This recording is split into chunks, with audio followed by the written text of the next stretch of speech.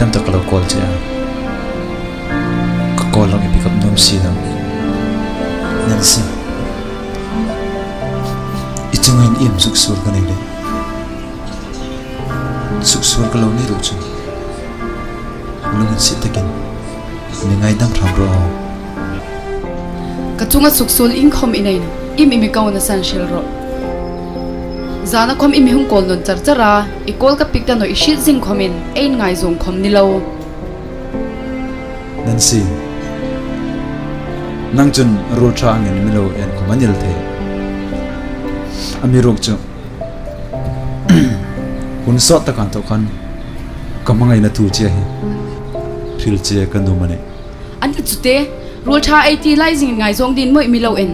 a om no talu dirose kasu Nancy